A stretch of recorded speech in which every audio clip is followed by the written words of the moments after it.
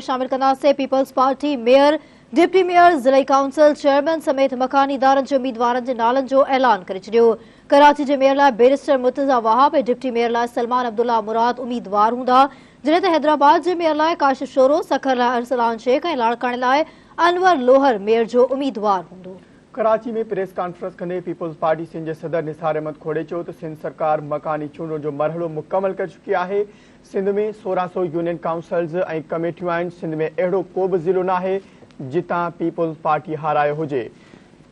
निसार खोड़े मूजिब अब्दुल रऊफ़ गौरी के मीरपुर ख़ास ऐं रशीद भट्टी के शहीद बेनज़ीराबाद जे मेयर लाइ उम्मीदवार नामज़द कयो वियो आहे, जॾहिं त बेनज़ीराबाद ज़िले काउंसिल जे चेयरमैन लाइ अली अकबर जमाली खे उम्मीदवार नामज़द कयो वियो। सूबाई सदर मूजिब मीर अनवर टालपुर मीरपुर ख़ास, सोहेल शोरो जाम शोरो, मखदूम अहमद ज़मान मटियारी, अली असगर हाले पोटो बदीन, दानिश मलकानी सिजावल ज़िले काउंसिल जे चेयरमैन लाइ उम्मीदवार नामज़द कया विया आहिनि।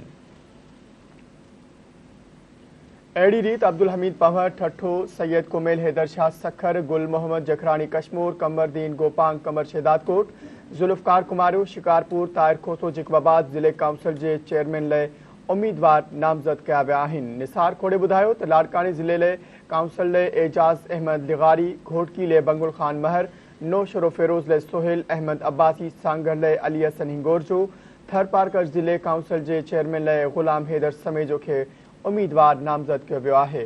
जॾहिं त खैरपुर जे चेयरमैन लाइ शराज शौकत राजपुर, मीर पप्पू टालपुर, टंडो अलयार, सईद मोहम्मद शाह दादू ज़िले काउंसिल जे चेयरमैन लाइ उम्मीदवार हूंदा। ब्रेकिंग न्यूज़ आहे, अपडेट कंदासीं नाज़रीन अवां खे।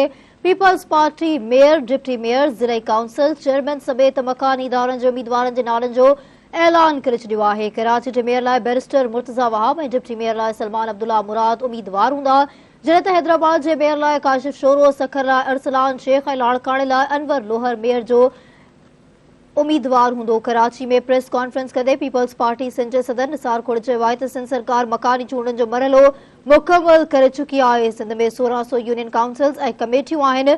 सिंध में अहिड़ो को बि ज़िलो नाहे जितां पीपल्स पार्टी हारायो हुजे। निसार खोड़े मूजिब अब्दुल रऊफ़ गौरी खे मीरपुर ख़ास ऐं रशीद भट्टी खे शहीद बेनज़ीराबाद जे मेयर लाइ उम्मीदवार नामज़द कयो वियो आहे, जॾहिं त बेनज़ीराबाद ज़िले काउंसिल जे चेयरमैन लाइ अली अकबर जमाली खे उम्मीदवार नामज़द कयो वियो। सूबाई सदर मूजिब मीर अनवर टालपुर, मीरपुर ख़ास सोहेल शोरो, जाम शोरो मखदूर अहमद ज़मान मटियारी, अली असगर हाले पोठो, बदीन दानिश मलकानी सिजावल ज़िले काउंसिल जे चेयरमैन लाइ उम्मीदवार हूंदा।